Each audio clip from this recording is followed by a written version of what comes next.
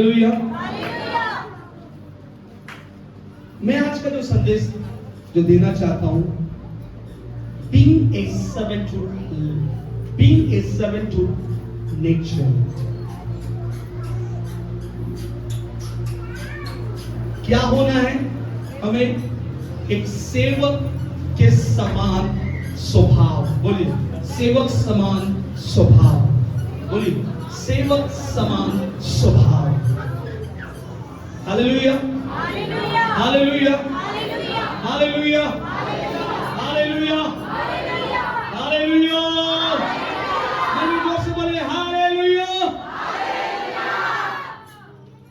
जब मैं याकूब की पुस्तक को खोल ही रहा था कि परमेश्वर का आत्मा ने मुझे बोला याकूब की पुस्तक से कलीसिया मंडली को सीखा, तो इन दिनों में खुदा का आत्मा मुझे अगुवाई कर रहा है कि याकूब की पुस्तक को एक तरह से मैं पढ़ूं और ऐसा पढ़ूं कि उनसे कलीसिया का भविष्य देख पाऊं। हालेलुया। कलीसिया को सही डायरेक्शन में सही तरीके से समझाने के लिए, सुधारने के लिए, क्योंकि पवित्र शास्त्र जो हमारे विषय में है किस बात के लिए? सुधारने, डांटने, ताड़ना देने, ऐसा सब लिखा है सुधारने के विषय में। तो परमेश्वर का आत्मा कलीसिया को बेहतर स्थान में ले जाना चाहता है। बोलिए बेहतर स्थान, बोलिए बेहतर स्थान, बोलिए बेहतर स्थान। हालेलुया। अगर आप बेहतर जगह में जाना चाहते हो तो बेहतर बातों को सीखना जरूरी है। हालेलुया। आप चाहते हो कि आपका स्थान चौड़ा हो जाए, क्योंकि खुदा ने कहा रस्सियों को लंबी कर, खूंटों को दृढ़ कर। सबसे पहले तंबू के स्थान को, रस्सियों को, खूंटों को, क्योंकि यहोवा ने तेरे लिए क्या लाया है? विशालता। यहोवा ने तेरा स्थान चौरस किया है। हालेलुया। ये अच्छी बात है कि यहोवा ने हमारे स्थान चौरस किया है, लेकिन इससे किस तरह से माना जाए तो चौरस हो।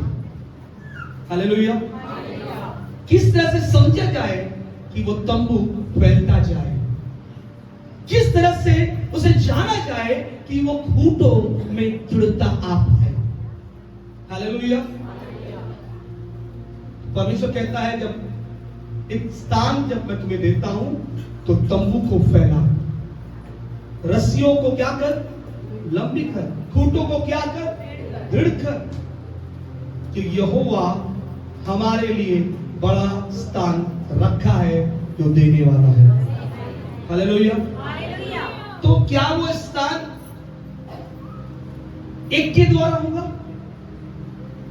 यदि एक के द्वारा होता तो परमेश्वर अपने बेटे को, इकलौते बेटे को भेजकर वो चेला बनाते नहीं रहते। चेला बनाते, मैं अकेला काम करके जाऊंगा, पिता को बता दूंगा, काम हो गया। उसने खुद अपने वचन में कहा चेले बनाओ। Hallelujah, hallelujah. चेले तैयार करो, तैयार करो,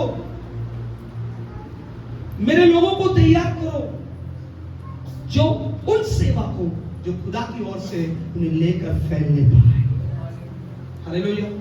जब मैं आपको बताना चाहता हूं कि इस प्रकाशन को लेकर बात कर रहा था तो प्रभु का आत्मा बोला तंबू को चौड़ा कर। तंबू को चौड़ा कर के मतलब है छत्तीसगढ़ से उड़ीसा। खूंटों को दृढ़ कर, रस्सियों को लंबी कर। वहां यहां से रस्सी कहां जाएगी? उड़ीसा में जाएगा। यहां से रस्सी कहां जाएगा? महाराष्ट्र में जाएगा। यहां से रस्सी कहां जाएगा? जम्मू में जाएगा। यहां से रस्सी क्या जाएगा? कन्याकुमारी जाएगा। और वहां पर तुझे दृढ़ करना है ताकि इंडिया में तेरा तंबू बसा।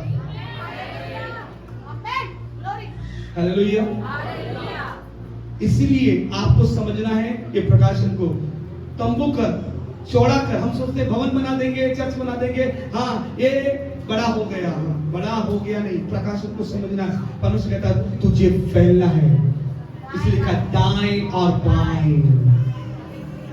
इसलिए परमेश्वर कहता है जब बात आती है तो परमेश्वर ने अपने चेलों को कहा, क्या कहा? 1:8 में, फिर तो काम 1:8 में क्या कहा?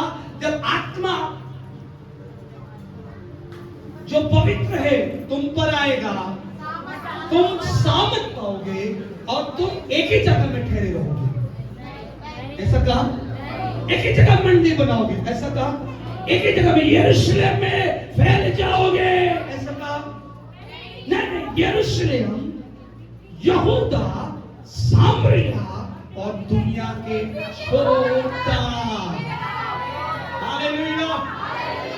तो आपको इस कंसेप्ट को समझना है कि परमेश्वर काम इस जगह का ही नहीं है। परमेश्वर काम हर एक मंडली जो जहां भी है, खुदा का एक ही योजना को वो फॉलो करे कि खुदा कहता है तुम फैलो। लेकिन कई बार मंडली फैल क्यों नहीं पाती है, बढ़ क्यों नहीं पाती है? क्योंकि वो एक स्वभाव को सुन चुके हैं, समझते हैं हम पुत्र हैं। जितने लोग बोलते हैं हम पुत्र हैं, पुत्र हूं, मैं पुत्र हूं, मैं बेटी हूं, मैं बेटा हूं, मैं खुदा का बेटा हूं, बेटी हूं। एक ही प्रकाश से लेकर चल रहे हैं। मैं खुदा का बेटा हूं, मैं खुदा की बेटी हूं, मैं उस बेटा होने का हर एक हरकत को दिखाऊंगा। लेकिन मैं आपको बोलना चाहता हूं कि बाइबल बताती है, जब आप मसीह का चरित्र पढ़ेंगे, फिलिपियों की पुस्तक उसका 2 अध्याय यह स्पष्ट करता है कि वो पद होने के बावजूद भी अपने आप को दास का पद दे दिया। पद था कि नहीं उसके पास?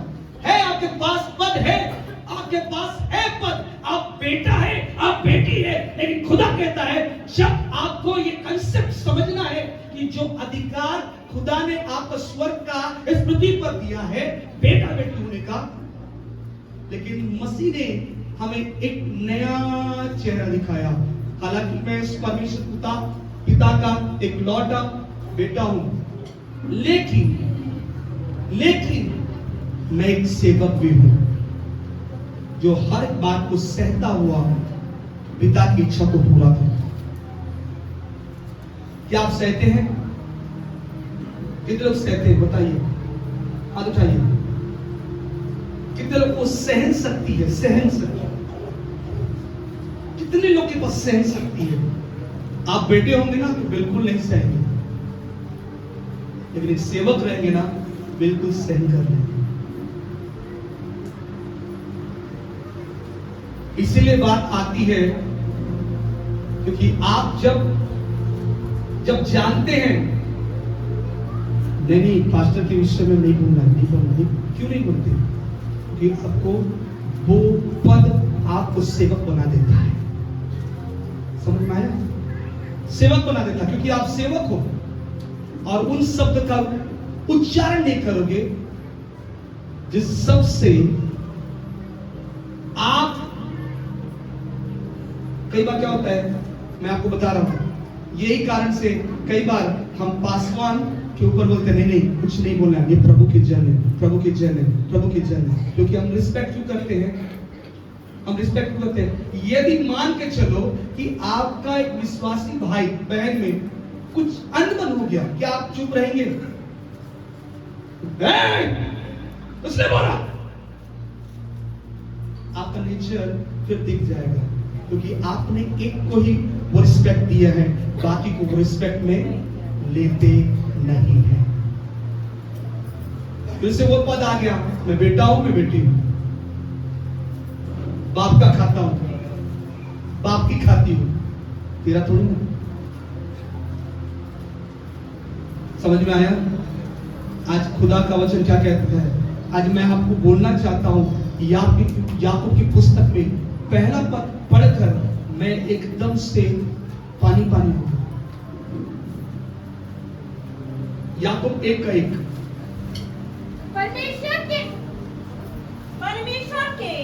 परमेश्वर के और प्रभु यीशु मसीह के दास और प्रभु यीशु मसीह के दास याकूब की ओर से उन 12 गोत्रों को जो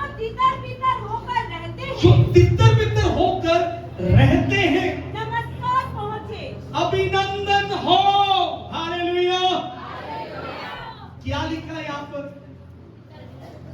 क्या लिखा है?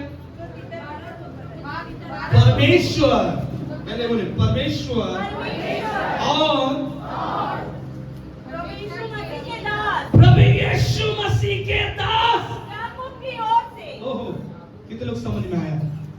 ये खत जब आप लिखते हो तो वहां पर लिख सकते हो परमेश्वर और मैं बेटा। बेटा नहीं लिखा है, भाई भी नहीं लिखा है। हम बोलते हैं यीशु हमारा बड़ा भाई, भाई भी नहीं लिखा है।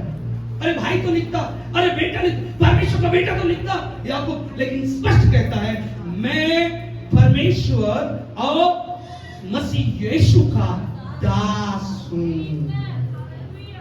क्या लिखता है? दास हूं। याकूब कौन है जो इस खत को लिख रहा है? कितने लोगों को पता है याकूब कौन है? कौन याकूब है? याकूब, बाइबल में कई नाम है। याकूब जब्दी का पुत्र, याकूब एलेफस लिखा है, सन ऑफ एलेफस याकूब। याकूब, कई सारे याकूब याकूब नाम से है।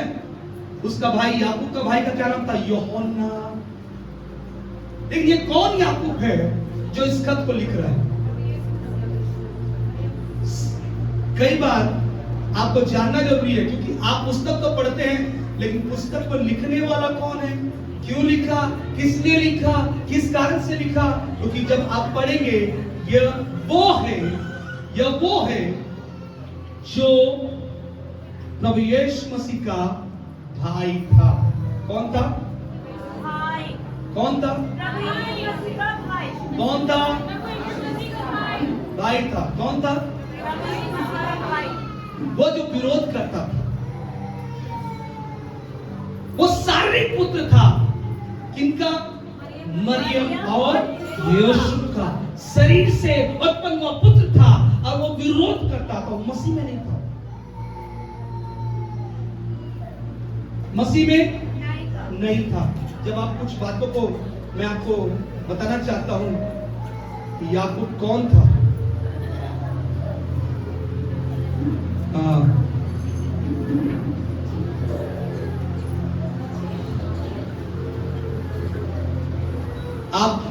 आप पढ़ेंगे यूहन्ना उसका 7 का 6 और 5 वचन को पढ़े। तब यीशु ने उनसे कहा मेरा समय अभी तक नहीं 7 आया। का 5। क्योंकि उसके भाई भी उस पर विश्वास नहीं करते थे। उस पर विश्वास नहीं करते थे। कौन? उसके भाई। कौन? उसके भाई। कौन? समझ में आ रहा है? उसके भाई भी उसका विश्वास नहीं करते थे। इसका मतलब है कि जब आपको समझ में आएगा कि ये व्यक्ति किस तरह से नहीं करने वाला व्यक्ति विश्वास करता है और लिखता है, अब मैं उसे भाई नहीं कह सकता, मैं तो अब समझ गया हूं मैं उसका सेवक हूं। अरे मुझे तो अधिकार नहीं मिला है कि वो पद को ले, क्योंकि आपको पता होना चाहिए कि प्रभु यीशु मसीह ने क्या कहा, पता ना? कौन मेरे भाई बहन है? जो मेरा वचन सुनते हैं। कौन मेरे भाई बहन है? और मानते हैं। हैं? जो मेरे वचनों को सुनते और मानते हैं। जो मेरे वचनों को सुनते और मानते मानते हैं। यीशु ने एक बार कहा, अरे तेरे भाई आए हैं, ढूंढ रहे हैं। यीशु के पास एक खबर पहुंचा, तेरी माँ आई है, ढूंढ रही है। यीशु ने कहा, बोला कौन है मेरी माँ? भाई जो मेरे वचन को सुनता है वो मेरा माँ मेरा भाई। रिश्ते को आपको समझना है तो आपको वचन को समझना पड़ेगा। जो वचन को मानता है वही परमेश्वर का परिवार है। अगर आप वचन को नहीं मानते, वचन को एक्साइट करेंगे और कहेंगे हम अपने में ही चलेंगे, अपने में ही देखेंगे, खुदा कहता है तुम मेरे कुछ नहीं लगते। एक बार यीशु ने क्या बोला? जो मेरा शब्द सुनता है और उन्हें मानता है, मैं उन्हें जानता हूं। मेरी भेड़ मेरा शब्द सुनती है उन्हें जानता हूं। लेकिन एक बात में यीशु ने कहा, मुझे हे प्रभु कहते हैं, मैं उन्हें नहीं जानता। स्पष्ट कर दिया किन्हें जानता है और किन्हें नहीं जानता। क्योंकि कई बार हम वचन को समझ नहीं रहे, वचन के रहस्य को समझ नहीं रहे। हम समझते हैं कि हमें एक बार बताया गया ये चीज, फलाने चीज बता दिया गया। हाँ, मैं आपको बताना चाहता हूं, मैं एक जगह में खड़ा हूं, उन बातों को लेकर नहीं जो मेरे विषय में कई समय से होते आ रहा है। मैंने बोलूं आपको, मेरे हिसाब से मैं अगर समझू, मेरे पास 30 प्रोफेसीज है। कितना प्रोफेसीज? 30 भविष्यवाणी है। 30 भविष्यवाणी मेरे विषय में हो चुका है। और यहां का ही नहीं, बाहर से भविष्यवाणी हुआ, फ्रांस से भविष्यवाणी हुआ। एक व्यक्ति आया था मेरे कॉलेज में, मुझे पुकारा और कहा, मोजेस मोजेस। मैं चुप रहा था। मैं गुजरात में गया था, मेरे पांव का जूता देखकर एक जन प्रोफेसी कर दिया। एक बहुत बूढ़ी महिला थी और जूता देखकर ऐसे भविष्यवाणी की, किसका जूता है? मैंने बोला, फटा टूटा था जूता और एकदम गंदा था। बोला, ये प्रभु का अनॉइंटेड व्यक्ति है। गुजरात में मैं सेवकाई करने गया था। गुजरात में जब सेवकाई करने गया था, प्रचार करके बाहर निकला, वही पास्टर निकलते समय, पास्टर मुझे अगुवाई कर आपके लिए प्रार्थना कर। मैंने कहा ठीक है। उन्होंने मुझे बोला कि मैं आपको आत्मा में बहुत बड़ी बड़ी सभाओं में देखता हूं। बहुत सी बातें हुई है, लेकिन मैं किन बातों को याद करके खड़ा हूं, वो है वचन। ये चीजें मेरे को खड़ा करने के लिए केवल एक दर्पण है, लेकिन खड़ा होने के लिए वचन सही है। ये दर्पण है, मुझे याद दिलाएगी, ये याद दिलाएगी, ये मेरे लिए चैप्टर है, ये बातें हुआ, ये बातें हुआ, ये बातें हुआ, ये बातें। लेकिन इन बातों से मैं खड़ा नहीं हूं। जिससे मैं खड़ा हूं, उससे मैं घमंड करता हूं, वो वचन है। और आपको वचन ही खड़ा करेगा, वचन ही खड़ा करेगा। वचन में चलते रहोगे, वो परिचय देते रहेगा। आयु का परिचय किसने दिया? परमेश्वर ने दिया। क्यों? क्योंकि लिखा है, खरा खरा खरा, सीधा सीधा, मेरी बात को मानने वाला। आपको समझना है, बाइबल को पूरा खोलकर आपको सिखाना चाहता हूं। 2025 की कलीसिया आप हो तो खुदा कहता है, मेरे वचन पर चलो।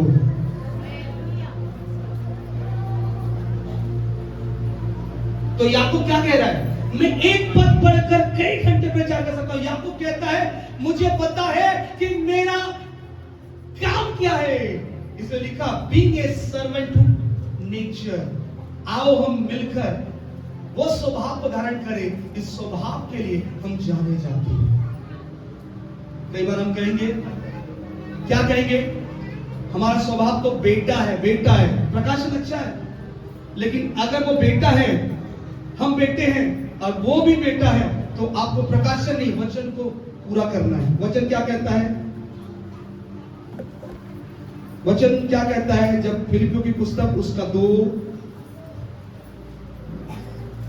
वचन पढ़िए।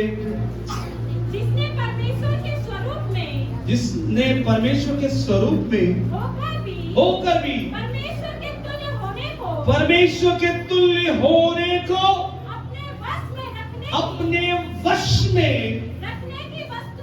रखने की वस्तु ना समझा। हालेलुया।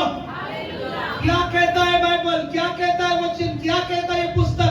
यहाँ पर लिखा है कि स्पष्ट मुझे पता चलता है, पौलुस कहता है कि उसके पास वो अधिकार था, तो भी वो अधिकार का प्रयोग नहीं किया। लेकिन कौन सा अधिकार ले लिया? मैं वो सेवक बन जाऊं। इसलिए आपको मैं बाइबल को ये पुस्तक पढ़ते ही परमेश्वर ने बहुत सी बातों को मुझ में खोल दिया और मैं पढ़ना आरंभ किया। याकूब क्या कहता है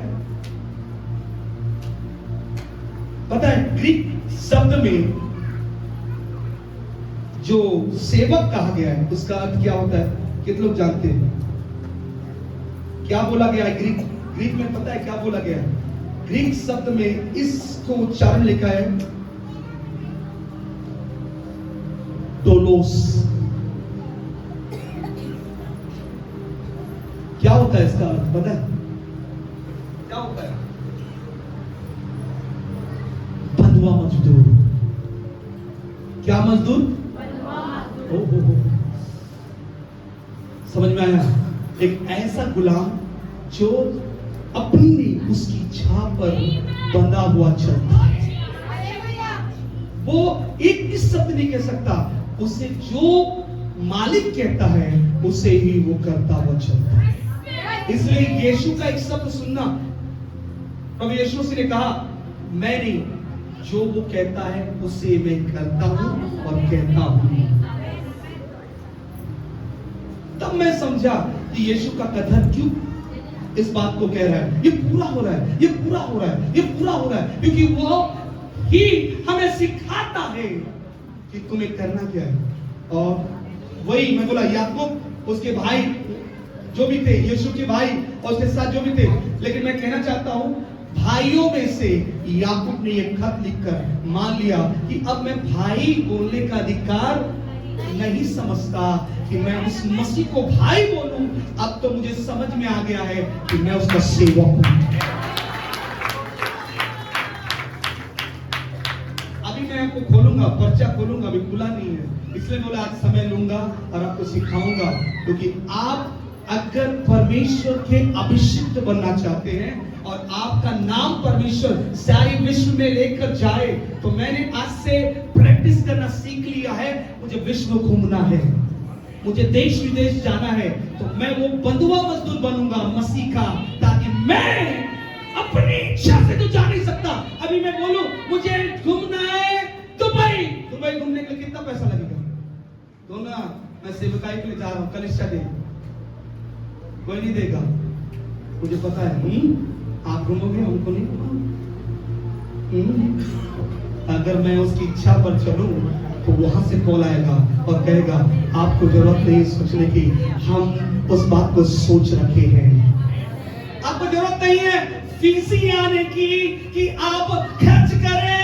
फीसी ने डिसाइड किया है आपको फीसी के अंदर देखने के लिए, ओमान ने डिसाइड किया है आपको ओमान के अंदर देखने के लिए, दुबई ने डिसाइड किया है आपको दुबई के अंदर देखने के लिए।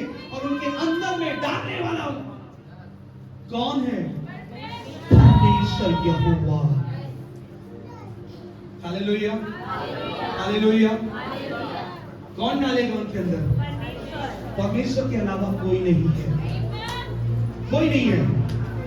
मैं पढ़ रहा था तो मैं एक बात को बोला, पौलुस ने बोला मैं कौन हूं? अब पौलुस कौन है?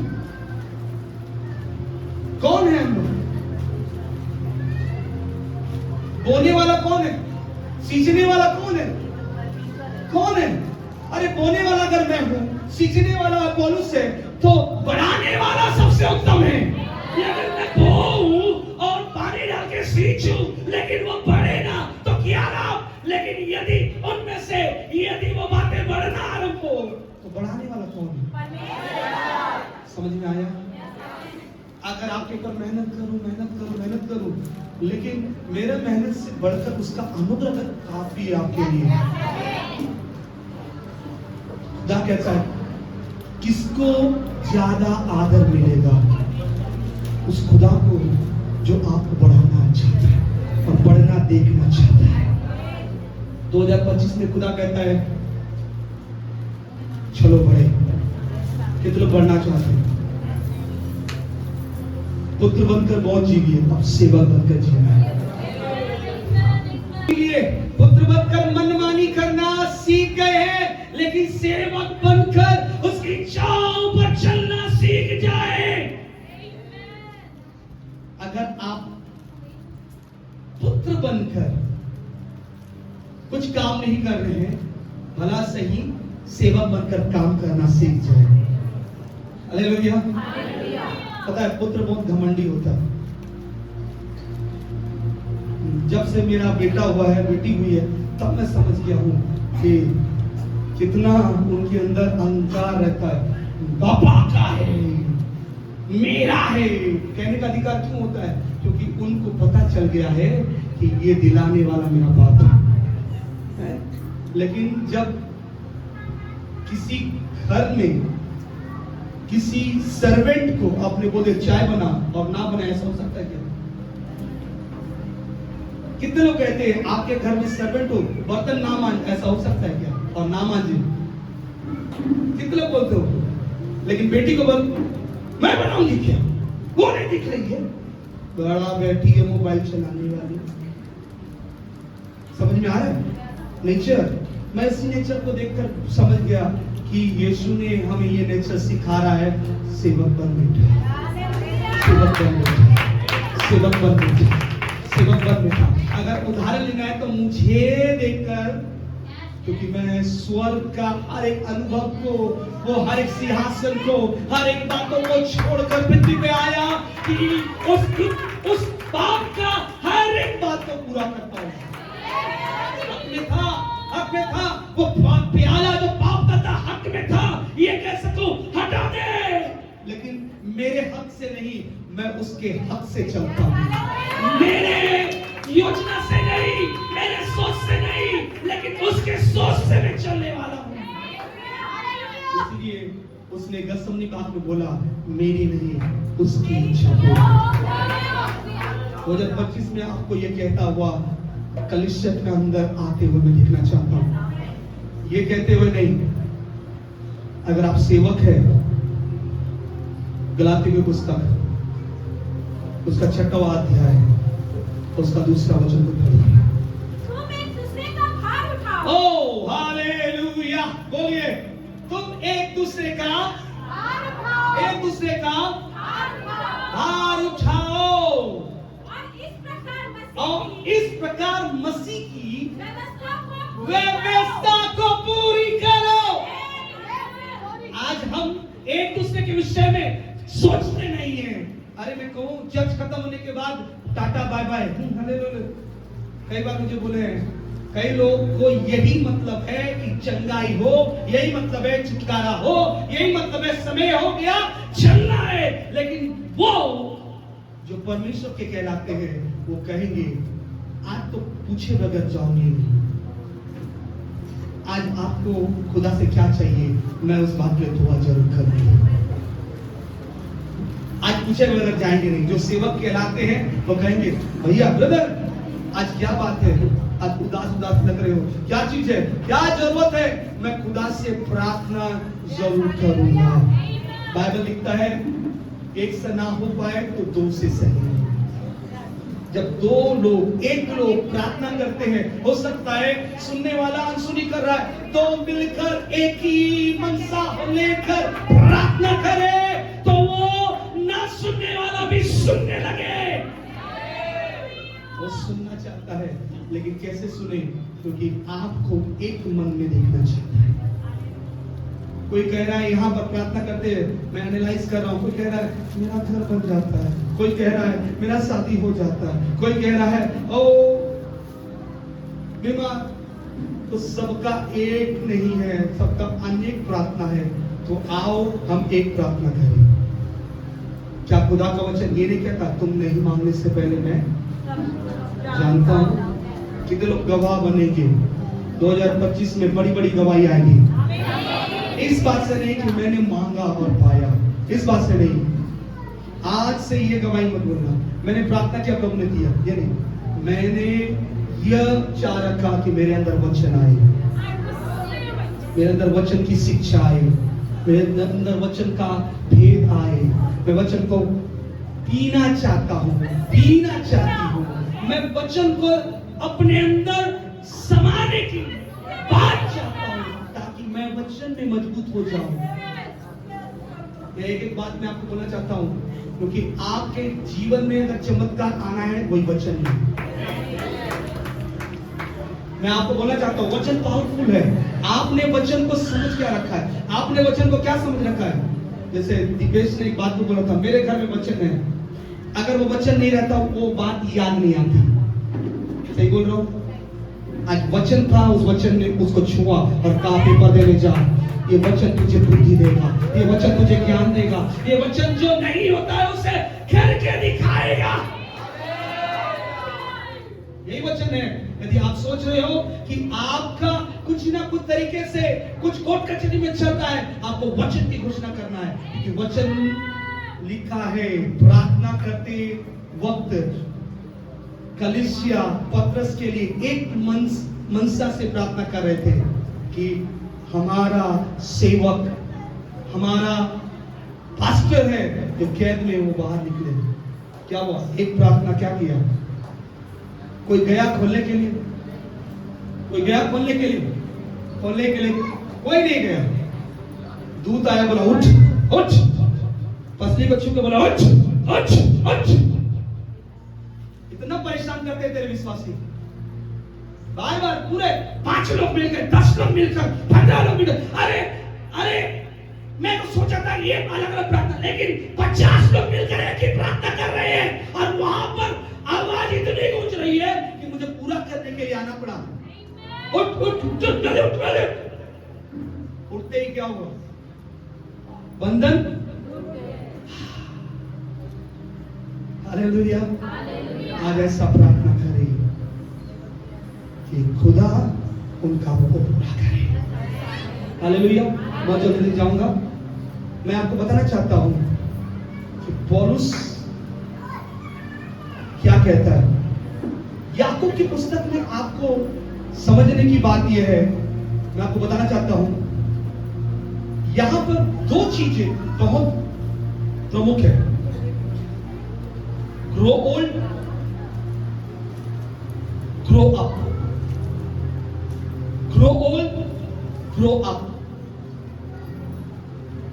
एक तो है एज, एज मतलब उम्र, और एक तो है मैच्योरिटी।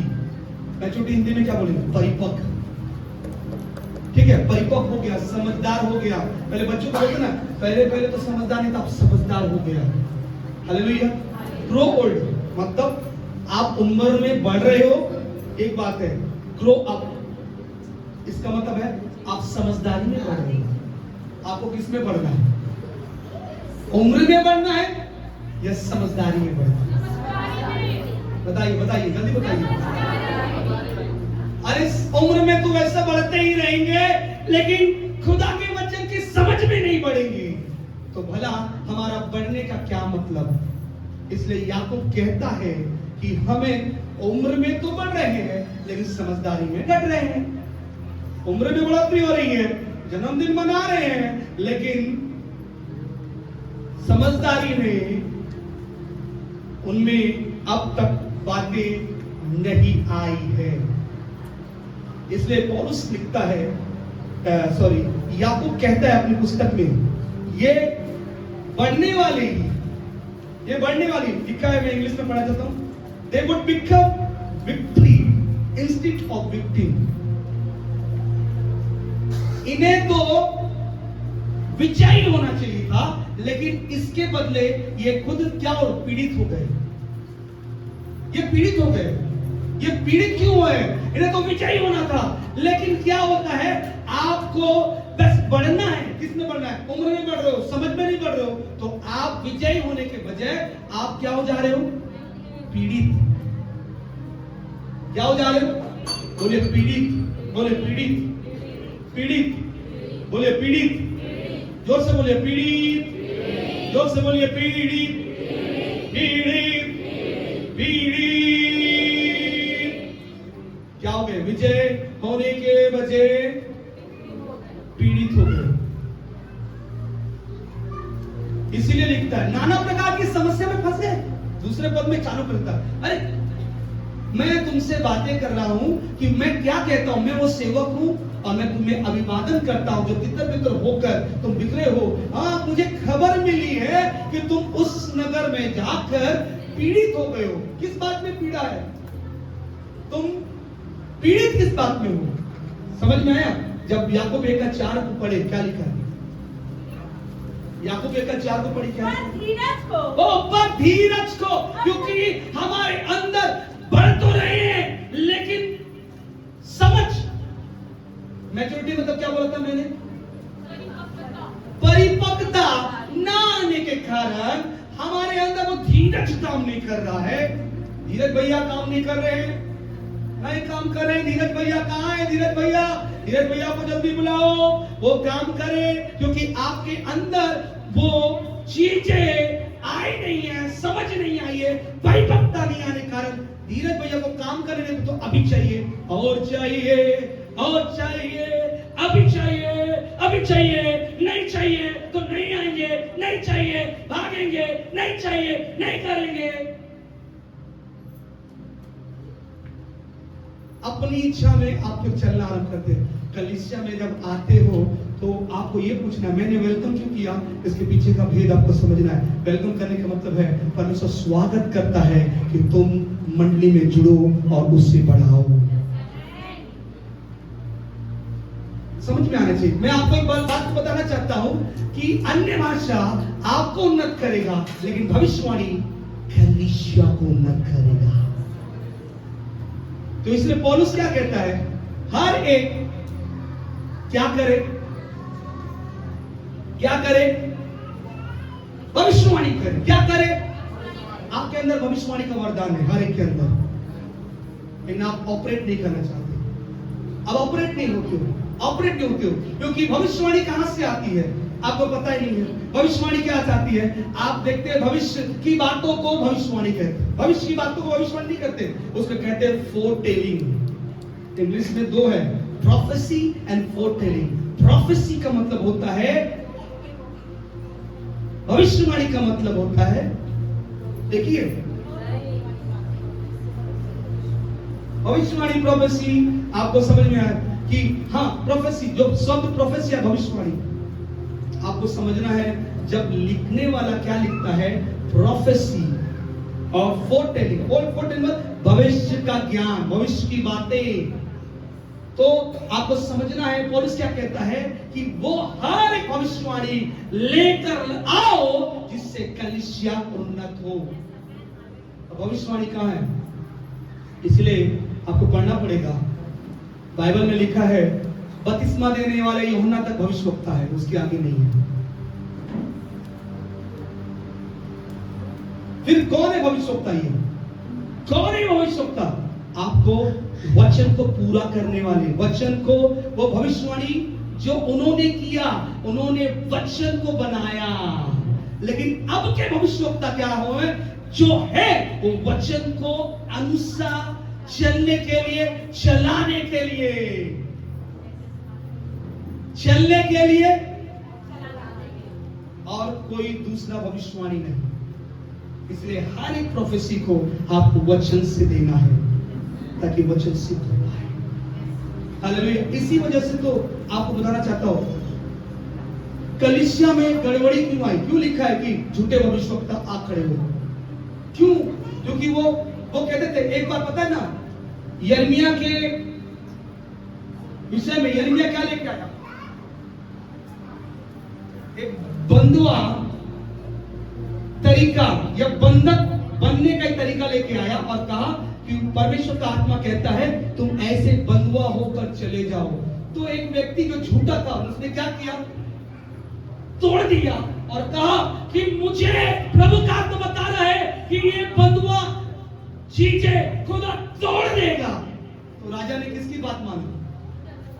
अरे ये नबी कहता है कि खुदा हमें बंधक बनाएगा और ये कहता है खुदा हमें आजाद करेगा। प्रकाशन कौन सा अच्छा है?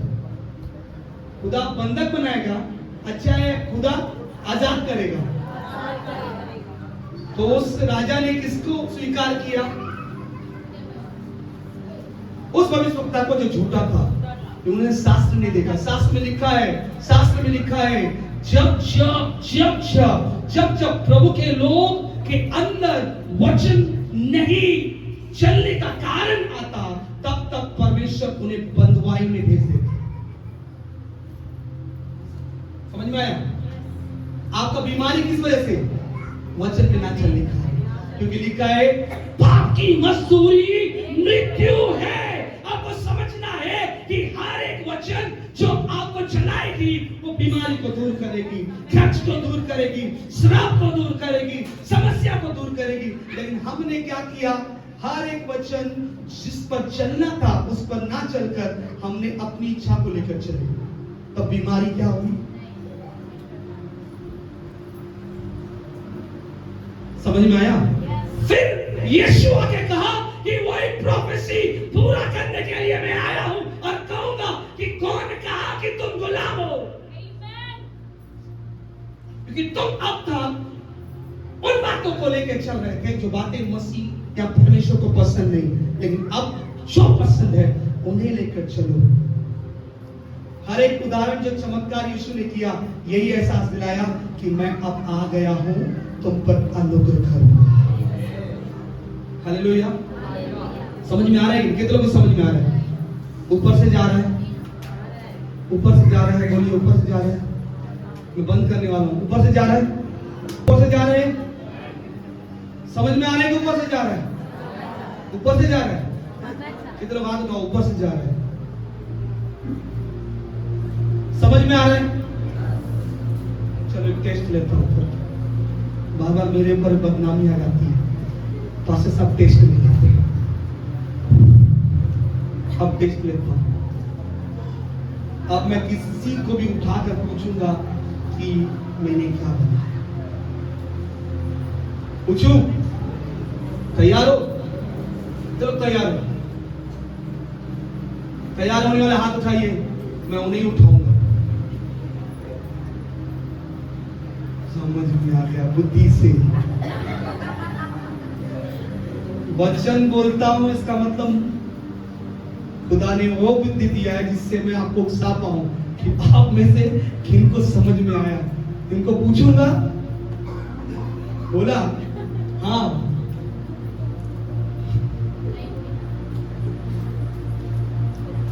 जो हाथ उठाएगा उनको पूछूंगा बोलने से नहीं। समझ में आ गया? इनको समझ में आ गया हाथ का मैं पूछूंगा।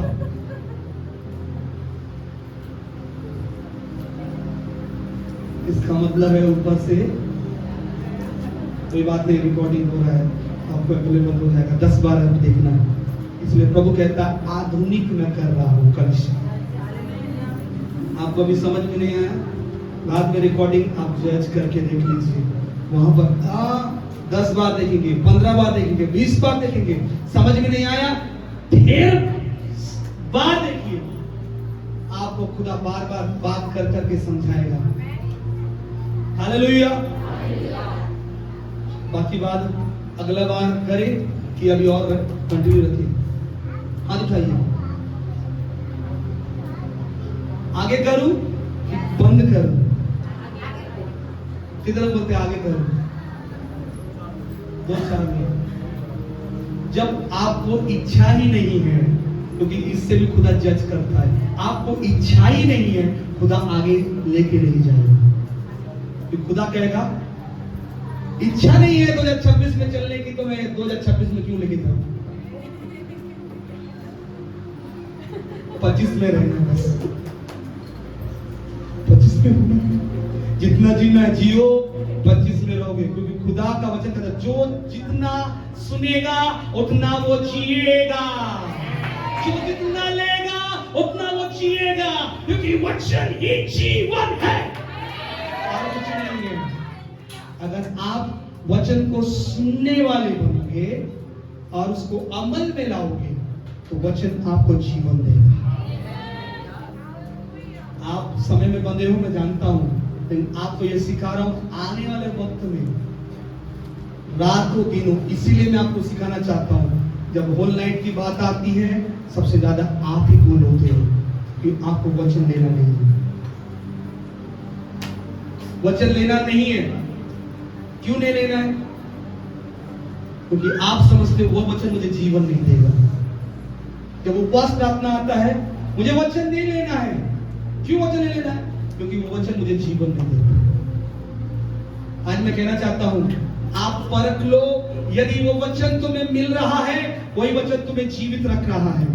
लेकिन अगर जिस दिन से वचन नहीं मिला, क्योंकि बाइबल बताती है आने वाले समय में एक ऐसा ही क्या होगा, ऐसा ही महामारी आएगा, तभी वचन को ढूंढने वाले लोग आएंगे।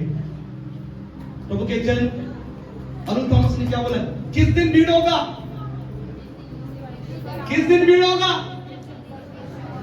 जिस दिन यीशु आएगा। लेकिन उस दिन क्या होगा, क्या होगा, क्या सुनेंगे, बहुत भीड़ होगा, उसके बाद क्या होगा, उसके बाद क्या होगा, भीड़ होगा तो क्या होगा, कितने लोगों को पता है ये रेल्स, देखिए जिस दिन भीड़ होगा उस दिन चर्च भर जाएगा, उसके बाद क्या, आधा अधूरा देखते हैं, कम से कम उन्हें तो, जिन बातों को देखो पूरा देखो, भीड़ हो जाएगा, क्या होगा फिर, लेकिन वचन नहीं रहेगा, क्या नहीं रहेगा, वचन नहीं रहेगा, और जिनके अंदर वचन रहेगा वो उठा लिया जाएगा, जिनके वचन नहीं रहेगा छोड़ दिया जाएगा, और कहा जाएगा कि जितना सुना है ना उसके अनुसार चला। अब सुना है, अगर कम सुना है तो गया, वो तो गया, क्योंकि उसको बोला जाएगा छोड़ रहा है कि नहीं खुदा को, हाँ छोड़ रहा है, ठीक है। खुदा का वचन कहता है जो अपना प्राण बचाएगा वो अपना प्राण खोएगा, वचन ही याद रहेगा तब वो अपने आप को मजबूत बनाएगा, नहीं तो आइए अपने स्थान में सब कर हो जाए। प्रभु का आत्मा हमसे बात किया, अगली बार मैं फिर से इस बात को लेकर बात